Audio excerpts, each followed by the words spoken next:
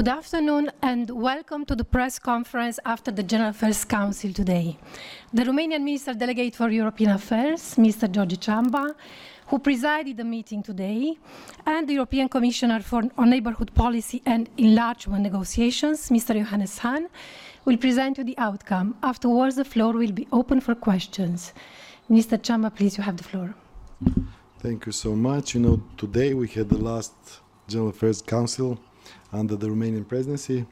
I think we started early in the morning, as you well know, and we ended up late now, but it has been a very productive one.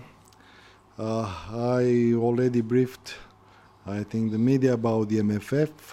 I think that Romania has put forward the proposal on the nego box, which is streamlining the options. I think we have done a revised nego box, building upon our interaction with the member states, and in the same time, of course, revising what was given to us by the Austrian presidency. So we pass it together with the bell of the presidency. We pass it to the Finnish presidency. But in the meantime, we are looking forward to see the discussion in the leaders at the end of the week about our MFF proposal. We really think this is a good basis for and a balanced one for striking a deal. It has the right balances inside, and the fact that there were some countries that were not so happy, I think in a way proved that we preserved the neutrality, we preserved the presidency honest broker mission by not doing too much, not doing too little. I think this is something that could be a compromise base. On the other subjects, I think we discussed this information, and this was as part of the conclusions for the European Council. I think we discussed the work that Romania has done so far about this information. We came back to the General Affairs Council, and we are going to go back to the European Council after the European Council in March and after the General Affairs Council in March. I think Romania was instrumental, and I think this has been confirmed by EAS and the other institutions that it was a good work and it was useful, because we have seen that we had a discussion how much interference we had in the European elections. I think this is as well something to be forward. But of course, at the end, what was the most important item on the agenda today, because we discussed as well European semester, but the most important item beside the preparation for the European Council and the strategic agenda that has to be more ambitious, because we are confident that after the results of the European elections, we should be more ambitious in our goals. We discussed enlargement, and we discussed the Commission's the reports on the candidate countries. I think we have been able in the current context, because as you are aware, there was no possibility because of the parliamentary reserve for a country to take a decision, and of course in the same time we have to for obvious reasons the reports were coming later than usual. In a way it's the same discussion we are having about the European semester. We have been able at the end to have conclusions or council conclusions on each of the countries. I think we had the positive and strategic approach to the enlargement process. I think you are going to see when they are going to come out. It was important for us that to preserve, even if we could not deliver right now, but we preserve the momentum that is stemming from the Prespa agreement. I think this will end as well. We preserved, what was highlighted in the reports of the Commission as a basis of Council conclusion. So we had a long day trying to find the most appropriate language that would be still strategic, but as I mentioned, and would be enhancing the stability of the region. So I think we have been able to do so, and I would like to stop here because I think Commissioner Hahn could go more in the details of what we agreed today. Thank you. Thank you, Presidency. Commissioner, please have the floor. Thank you very much. Before doing this, I really would like to thank the Romanian presidency and Minister George Ciamba in particular for the hard work and lending such high priority to the European perspective of the Western Balkans. Indeed, it was not easy, but the question is what is easy today. But nevertheless, really, may I say, excellent work and cooperation, and we have really appreciated this kind of joint successful efforts finally. Also, of course, we are not 100% there where I would like to be, but again, I think we have made progress, and in particular, we saw today a confirmation that the European Union as a whole backs the European perspective of the Western Balkans. The Council also underlines the geostrategic importance of integrating the Western Balkans, and as I said it in my introduction today, we are not talking about the backyard of the Union, it's the inner courtyard of the Union, and therefore it's obvious that hopefully sooner than later these 6 countries can be integrated. Nevertheless, in this light, it's unfortunately that a minority of member states were not able to support the Commission's clear proposal to open accession negotiations with Albania and with North Macedonia already today. It remains the Commission's firm belief that the Union has to reward those who have delivered on all the requirements the Council itself had unanimously set here in Luxembourg exactly 1 year ago. Our collective credibility is at stake, and our incentives and leverage for tough reforms across the region are equally, so to say, at stake. We are not proposing this to be nice to specific countries, but because it's in our very own self-interest. Either, as I'm always saying, we export stability or we would import instability, and therefore it's so important to work together with these countries in order to improve the living conditions of citizens there. Therefore, enlargement policy only works if it remains based on individual merits and incentives. Let's be clear, today we risk not having a credible process at all.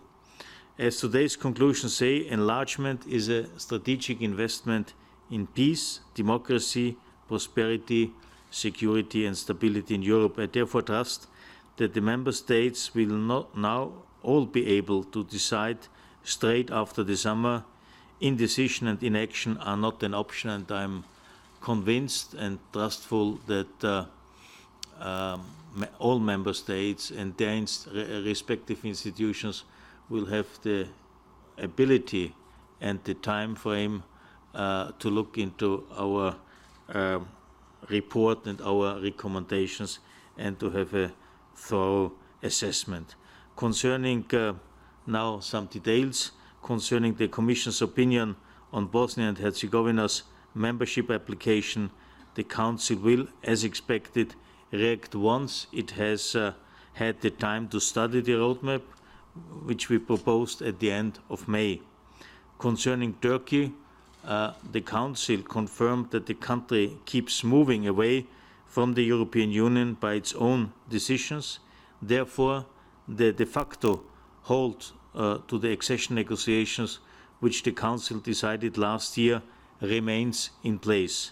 Our discussion was affected significantly by the situation of the hydrocarbon drilling of Turkish boats inside the Cypriot exclusive economic zone, which is unacceptable, and therefore the Council conclusions referred to this very, so to say, recent developments, and may I now quote, "The Council underlines the serious immediate negative impact that such a legal action have across the range of EU-Turkey relations, and further, the Council invites the Commission and the EIS to submit options for appropriate measures without delays." This can include, beside others, funding or high-level meetings. I look forward, nevertheless, to close this year's round of enlargement decisions with concrete results as soon as possible and by October at the very latest. Again, it's not just about being firm and fair with individual partners, it's a matter of credibility, accountability and strategic intelligence of the European Union as a whole. It should not seen something as, so to say, an action in itself. It should be seen as part of our strategic, so to say, orientation.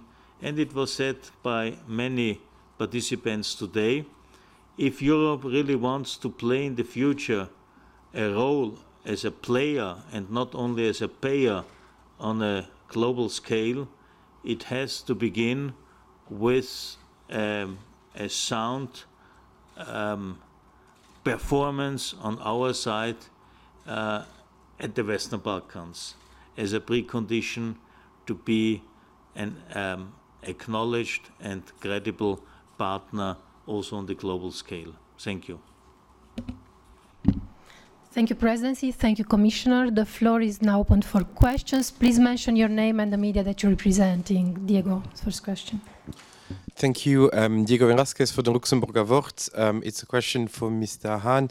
Mr. Hahn, would you in retrospect say that it maybe was a mistake to publish the country reports after the European election, since you basically handed Germany a technical reason for not saying yes today, or for being a bit more ambiguous, and it didn't help Mr. Macron win the European elections after all? Many thanks. Well, I mean, it's well known. Usually we publish our report at the beginning of April. We have been asked by some member states, and you have mentioned one, and the other one was also, in a way, Germany, that this should be published later. I mean, Germany was very supportive on the French request, and others too. And it didn't come as a real surprise, but I have to accept the institutional procedures. And but I think today, and this is a quality of Europe at the end of the day, we have been able to find a good compromise with a clear perspective, with a clear deadline, and I'm very confident that at the latest in October, the final decisions will be taken. Marina Maksimovic, Tanjug News Agency. I have a question for a commissioner for the presidency. Commissioner, first I want to ask you, while you were presenting the EC reports on Western Balkans country, you said that you will in June engage in one more try to unblock the Belgrade-Pristina dialogue. Did you do something? Is there some contacts, any results, and what are your expectations from the Paris meeting? They are saying that there can be some kind of a map for the direction where this dialogue should go. Do you have any information on this? And a question for Mr. Kamba. Do you expect that during the Romanian presidency, Serbia should open some more chapters in the negotiation process? Thank you. Well, I had to deal in between a little bit with Moldova, and that's why I was distracted from dealing with the Western Balkans. And immediately after this press conference, by the way, I will travel to Chisinau to follow up on the recent events. I was there 2 weeks ago, and I think it's a very good development. And I also thank, by the way, Romania, which of course has a very particular interest and may I say also experience and knowledge on Moldova was very helpful to finally channel all these activities to have a peaceful transition in Chisinau.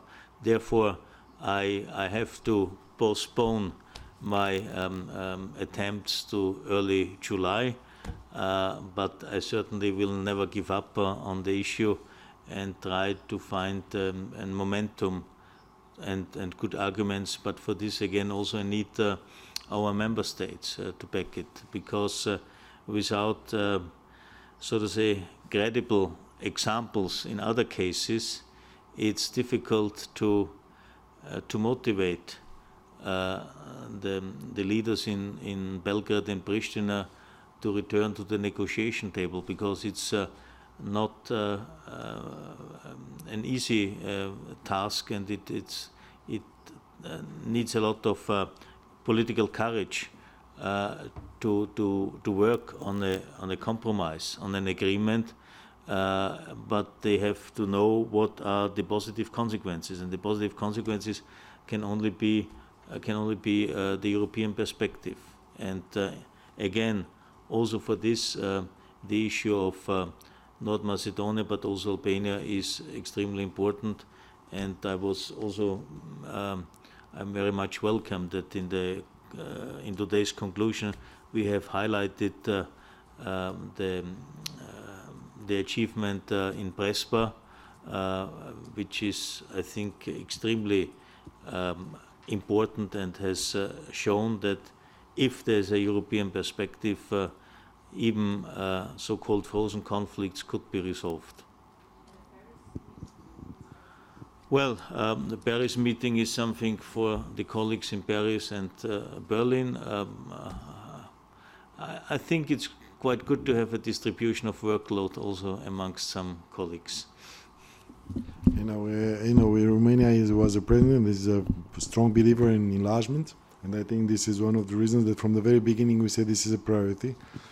And I think this was the reason we invited a number of the candidate countries. We invited to a number of our informal meetings and many of the ministers of the candidate countries. I think this was a helpful thing, like we have done for the General Affairs Council informal in Bucharest.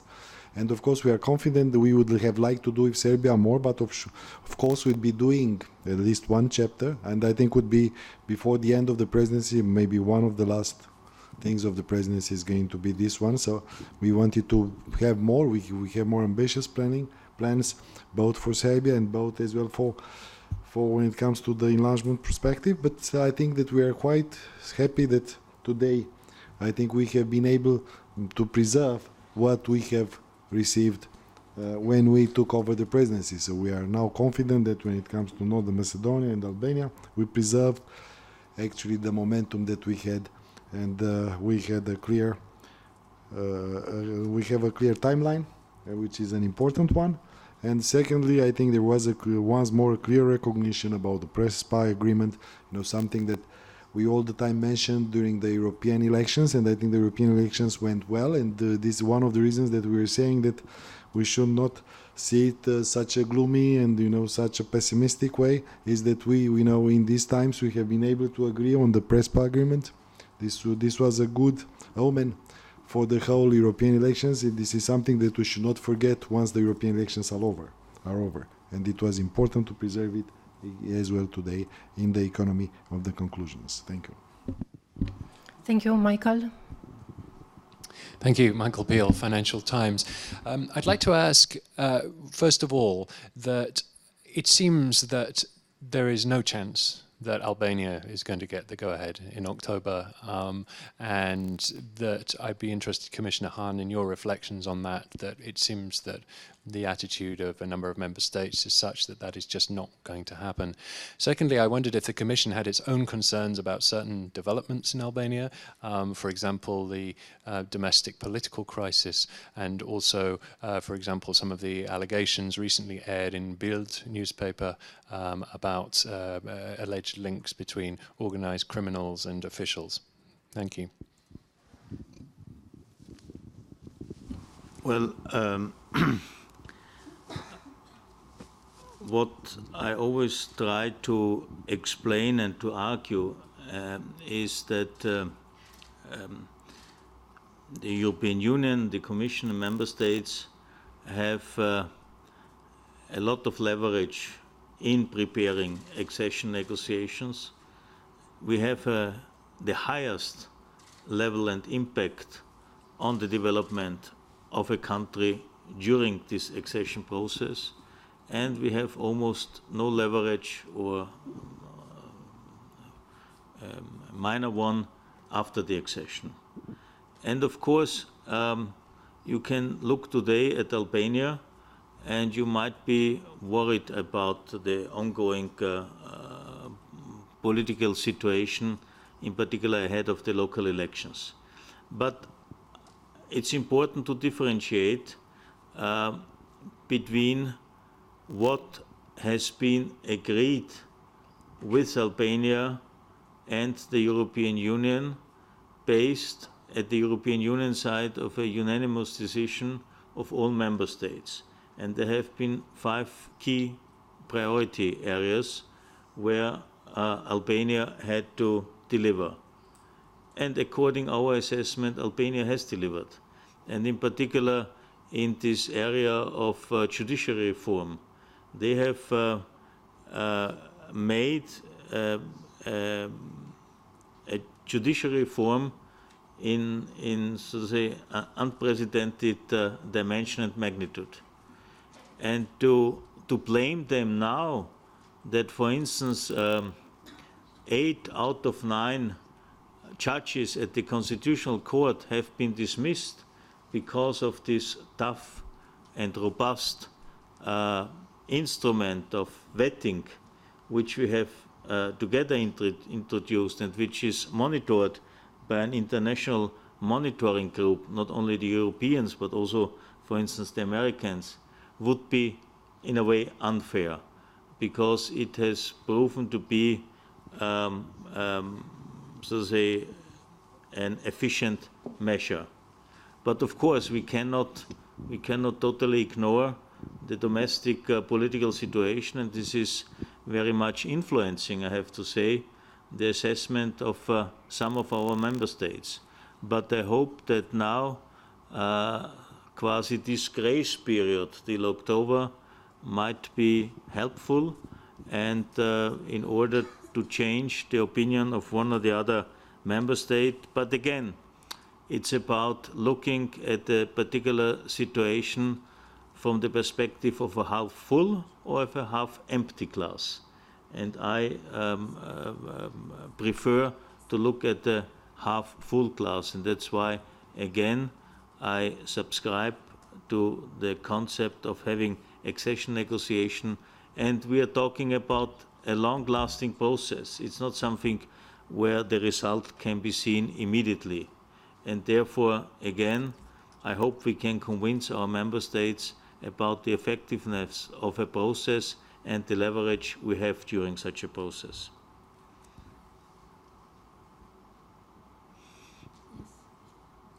Thank you. Tanya Milevska, Macedonian News Agency, MIA.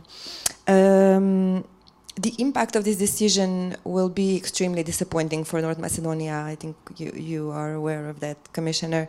I would like to know what kind of guarantees do you have that in October this decision will be taken, because from the wording in these conclusions, the EU is just going back to the issue, but we have absolutely no guarantees that there will be a decision for a start of negotiations. We had a promise last year and we didn't get the date this year. So what kind of guarantees can you give to the leadership in North Macedonia, given all the sacrifices that were made in the past year and a half, that did not result even in a significant differentiation from Albania in these conclusions? And I would like to ask you personally, in retrospect, would you have separated Albania and North Macedonia from the very start? Thank you. Concerning your second question, no, because the process is a merit-based, and both countries, as I said, have delivered on what we have agreed with them. Second, I cannot give any guarantees, but I have listened carefully, and I think George can confirm it. We have listened carefully to our member states and their interventions, and they were full of appreciation of North Macedonia. So I'm very confident, and I have to say it was a very clear but very fair and honest statement of the German Minister Roth, telling us they have an institutional problem, or challenge, however you call it, that the German Bundestag doesn't have the time, didn't find the time, whatever, to deal thoroughly with it. And to be honest, I think we have to respect democratic institutions. We are pushing for implementing democratic institutions in a sustainable manner in the region. And then, of course, we have to respect if in one or the other member state our institutions need some more time. But again, listening to the representatives of the countries, to the leaders today, and not only today, I'm extremely confident that we will get green light in October. If you want me to address as well, I think what we were happy about is that we kept the achievements done so far. The fact that during the Romanian presidency, we ended up the implementation of the Prespa agreement of Northern Macedonia, and I think that all the facts that were there are going to be there in October. So we didn't cut any piece of what has been achieved so far, and we have been able, and I think this is why we say from our point of view the presidency has done as much as it could, and I think this was a good presidency, and I should not say by myself, but it was a presidency which was believing in enlargement. I think we did not hinder, and we put in October the same process that should have been if it was not this parliamentary, so to say, reserve in place in June. So I think it was important that we preserved exactly as it was, and when we are going to see the conclusions, I think it's going to be very clear that we took stock, and it was highly appreciated, the Prespa agreement, and as well as mentioned, I think it was very important to what the member states were saying, and I think the member states, I think, made us quite optimistic about a positive outcome based on this sort of compromise that was brokered by the Romanian presidency. Thank you, Philippe. Thank you, Philippe Renier from the newspaper Le Soir. I'm sorry I was raising my hand, but it's almost the same question, but I put it maybe a bit differently. Because besides of the procedural problem with the Bundestag, you mentioned, Mr. Commissioner, the fact that you're fully confident that there will be a final decision in October, but what could change in the opinion of those member states who are against the accession, the opening of the negotiations with the two countries, especially when we remember that yesterday the High Rep Mogherini also mentioned that there are a lot of elections coming in Western Balkans countries, but also in our member states of the European Union. So what could be the real game changer in order to get another decision in October? Thank you. Well, again, I think we are mainly facing indeed institutional problems, but again, I don't deny that there are some concerns in particular about the internal Albanian situation, and I hope this is also a kind of wake-up call for everybody in Albania, government, but also opposition. And again, I'm confident, and I think, for instance, today I had a very good conversation with the French State Secretary for European Affairs, because it's very often President Macron, but also others, which arguing that we should first, so to say, work on our performance as European Union, deepen the integration, etc., and then we should have the next accession. And I think we could clarify today that it's not about something which should take place one after the other, but both things take its time, and therefore we should launch or we should have both processes in parallel. I fully subscribe to the need to improve our decision shaping and making process inside the Union. And only yesterday in the Foreign Affairs Council we had a discussion about this. We had a discussion about, for instance, in foreign policy, having not always unanimous decisions in order to be fast, quick, active and not reactive. Indeed, and there are other areas which are not only related to foreign policy.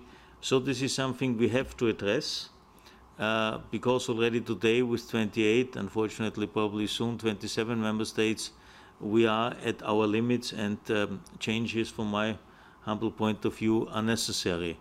But as this takes time, we cannot wait till here, so to say, a decision is taken and then we only start accession process. We have to do it in parallel, and I have understood that this view is seen similarly, for instance, by the French, and it is also expressed today in the Council conclusions. I think it's, can some colleagues help me, which paragraph?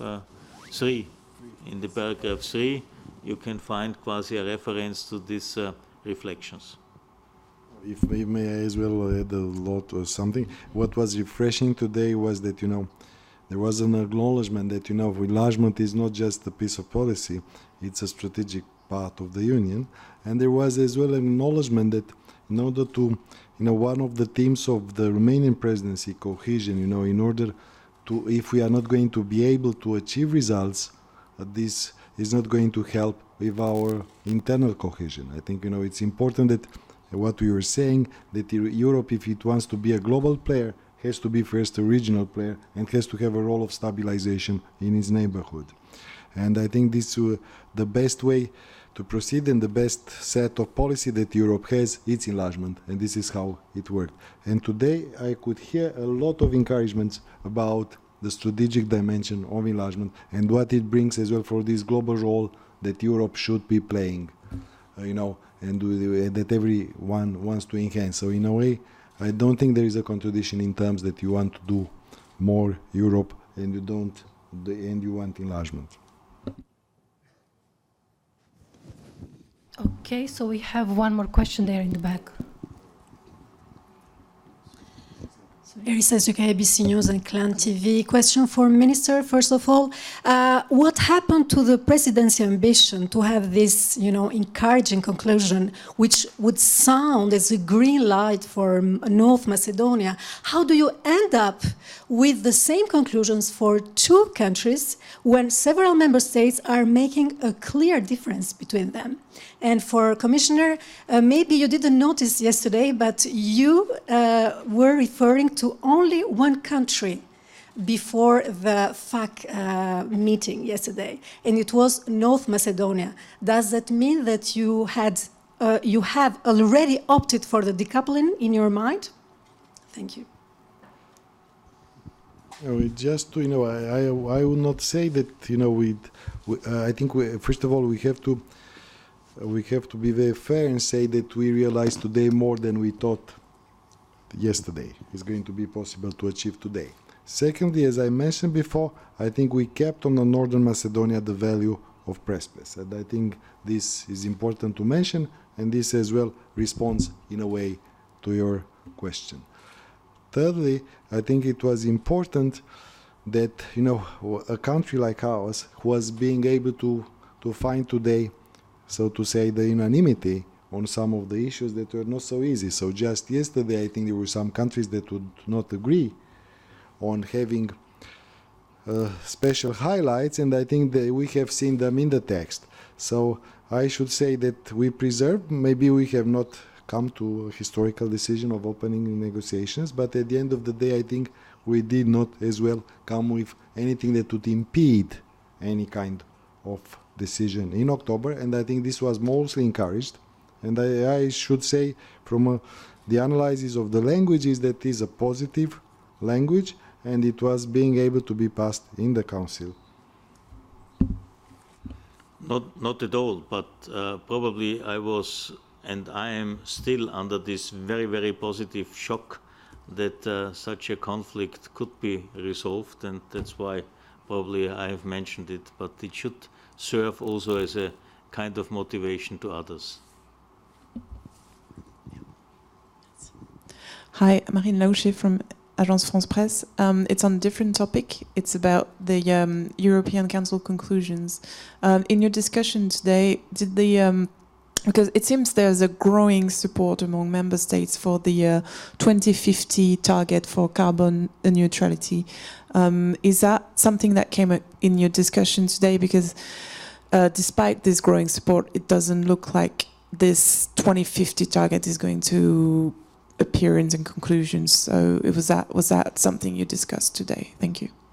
Of course, we discussed, because we discussed, preparing the European Council. Normally in June you have the discussion on climate, and I think it was supportive. I think it was more ambitious than it was before. But this is up to the European Council to see when and we would come with a conclusion and a decision. There are some issues that I think today was more. Clearly, this was one of the subjects that was more important than before, and we had a number of countries that were more keen on it. But on the same time, I think this is up to the European Council to come with a decision. And of course, we very well know that this is as well not a easy European Council. We have a lot of other issues, and I think in a way it's going to be reflected not on numbers, not on the targets, but is reflected as well in a more ambitious strategic agenda. I think it's important that the results of the European elections are translating itself, and the results of the Romanian presidency are going to translate themselves into a more strategic, more ambitious strategic agenda for the Union. And this is what we are looking from Sibiu, from the summit of Sibiu, when we agreed on the 10 priorities. I think it's important that now we are moving to the next stage, that is to shape the next cycle of the Union.